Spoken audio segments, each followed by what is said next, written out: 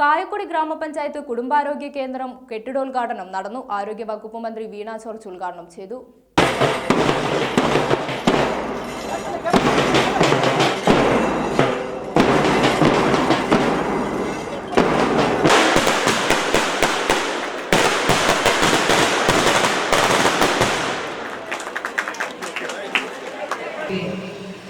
ശക്തമായ പിന്തുണ നൽകുന്നതിന്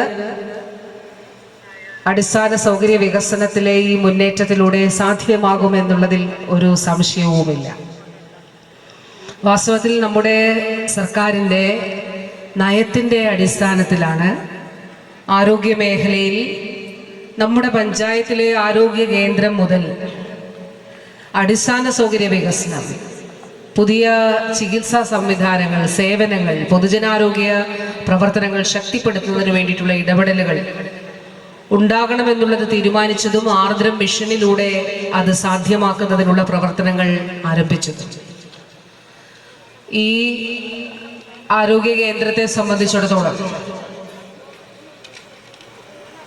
ഈ കഴിഞ്ഞ കാലത്തിൽ വലിയ രീതിയിൽ പൊതുസമൂഹത്തിൻ്റെ പിന്തുണയോടുകൂടി വികസിച്ചു വന്ന ഒരു ആരോഗ്യ കേന്ദ്രമാണ്. സി പി സരോജിനി ദേവിയുടെ നേതൃത്വത്തിലുള്ള പഞ്ചായത്ത് ഭരണസമിതിയുടെയും അന്നത്തെ നാദാപുരം MLA ആയിരുന്ന ശ്രീ സത്യൻ മുഖേരിയുടെയും ഒക്കെ നിർലോഭമായ സഹായവും പരിശ്രമവും ഒക്കെ സ്ഥലം വിട്ട് ലഭിക്കുന്നതിന് വേണ്ടിയിട്ടുള്ള പ്രക്രിയകൾ വേഗത്തിലാക്കി എന്നുള്ളതാണ് ഇതുമായി ബന്ധപ്പെട്ട കാര്യങ്ങൾ മനസ്സിലാക്കുമ്പോൾ